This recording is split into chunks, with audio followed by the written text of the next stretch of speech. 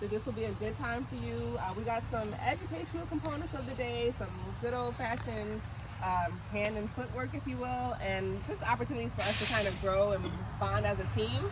But before we get into any of that, I definitely want to take some time to give you all like a big picture overview of what we're doing here. And so like Thurman said, like we're kind of having this moment in the field of urban forestry. I'm really curious, before today, how many people, by show of hands, have heard of urban forestry? All right, shout out to all of y'all. Who wants to share what you know about urban forestry? No right or wrong answers, just whatever comes to mind. Forest management in the city. Okay, exactly. That's what I think about. Yeah. So we got one person who thinks about forest management in the city. Anybody else?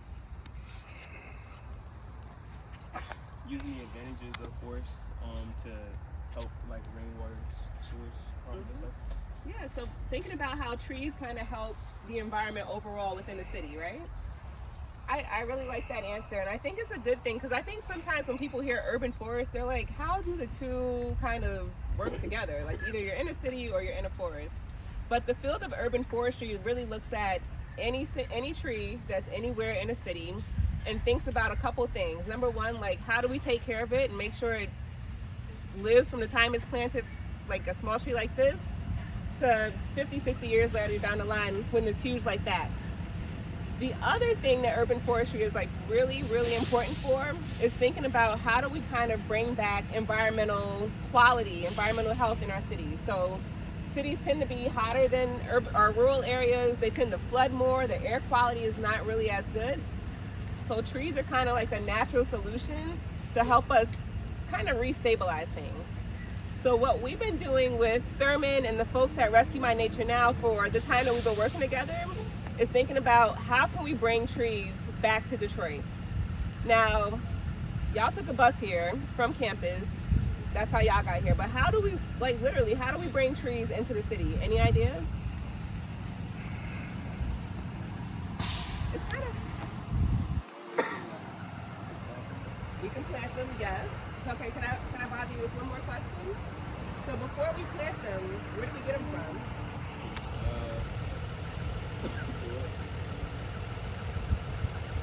You can pass. Oh, go ahead.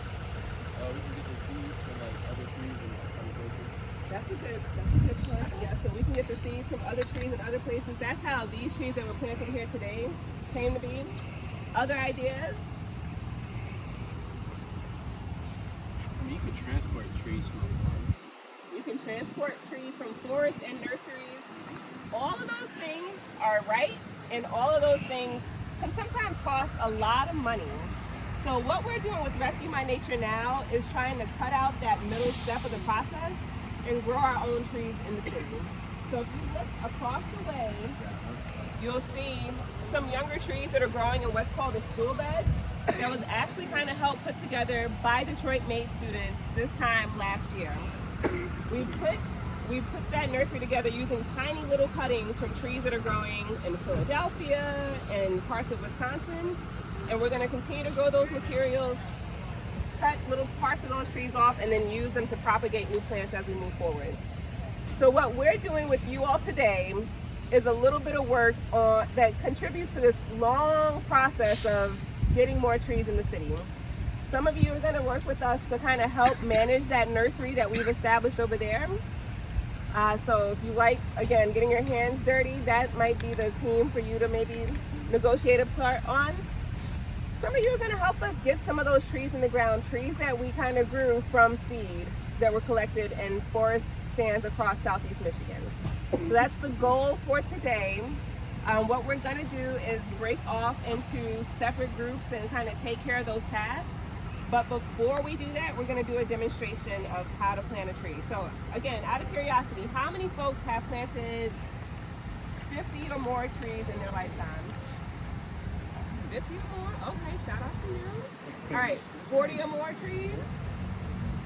Less than 5? Okay. How many of you today is going to be your first day ever planting a tree? Let's put both hands up. All right, and wave them side to side. Okay, we're going to have so much fun today planting these trees for the first time. All right, so for the first timers and for those who it may have been a little bit of time, what we're going to start off with is a demonstration. We're going to do one of our lovely elms, and then we'll break off into our groups. But I'm doing all this without introducing my full team to you and even telling you like a little bit about me. So really quickly, my name is Dr. Asia Dalton. I'm a faculty member in the forestry department. Been at MSU for 6 years now, and do work in urban forestry. So all the stuff that we're doing today is related to the work that we look at in urban forestry. So if you're ever interested, like if today sparks a new interest for you, definitely feel free to reach out. There's lots of opportunities to continue this type of work as a part of my lab, and anyone's always welcome to join. So that's me. I'm gonna pass it to Sasha.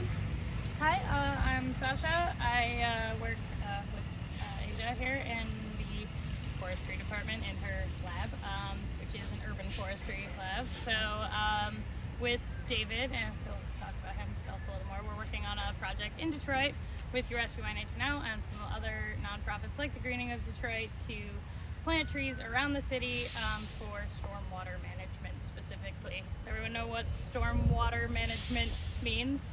Anyone have an idea? Yeah, back there? Rainwater is really good. Sewage is part of it too. So basically, You got one over here, Sasha. you may have noticed.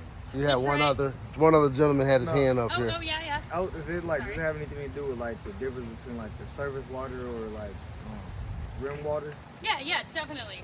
Rainwater, sewage water. There's, if you've noticed, a lot more intense storms and periodic flooding in Detroit that becomes more frequent. And the trees that we're trying to plant will take up a lot of that water and help manage when there is intense storms, instead of those storms just sitting on top of the soil and then flooding out into the street and then causing more problems. So that's the idea. Just one aspect of how to help with flood management, stormwater. Also to try to decrease the kind of like runoff. Has anybody heard of runoff before?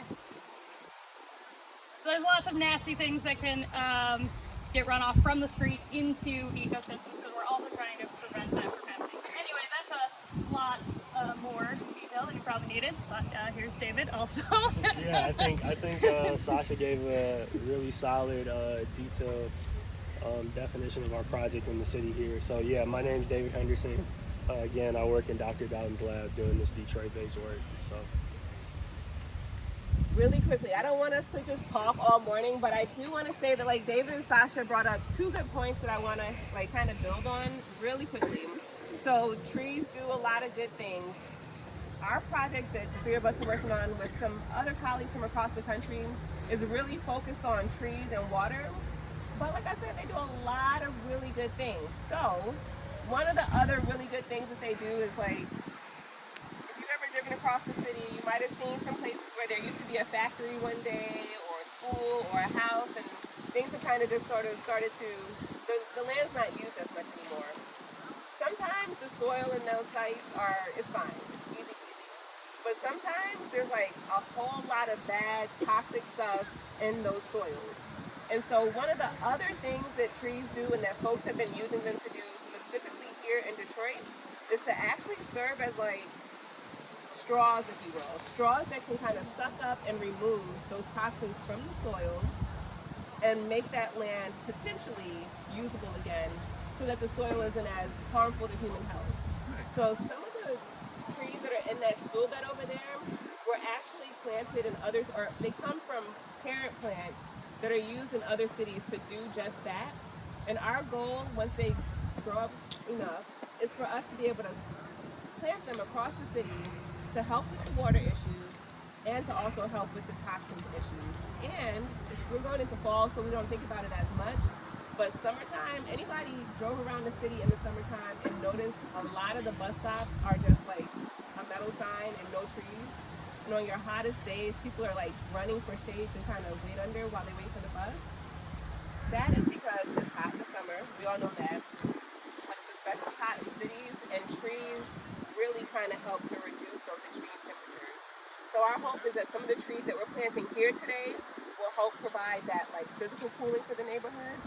And what we're planting or what we're monitoring and growing up in the stool bed can eventually be planted out in the city in places where they can help provide that shade and reduce those temperatures. So everything that you all are going to do today is really kind of not just about today, but really about helping the city overall use these trees to kind of help meet different kinds of needs. Planting the seed for the future. There you go. That's exactly, and that's the mindset. So let that be our mantra today. We planting a seed, getting these roots in the ground for the future of, maybe the future generation of Detroit-made students. But really, we planting seeds for the future. I love that. The second thing I was going to say, and I'll keep it quick. You mentioned groundwater, right? And so that's one other cool thing about trees. Not only do they kind of take up water from the soil, but they also kind of, depending on your tree, they can funnel water to the soil.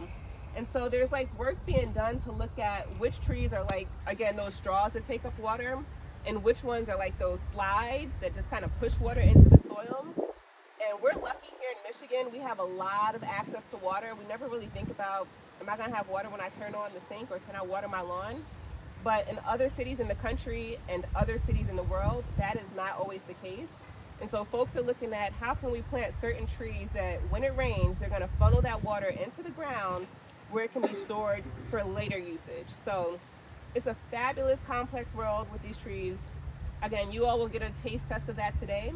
The last thing about trees, real question, you can shout it out and answer or raise your hand. Have you ever walked by a tree or in a park and just felt peace or happiness? Anybody? Okay.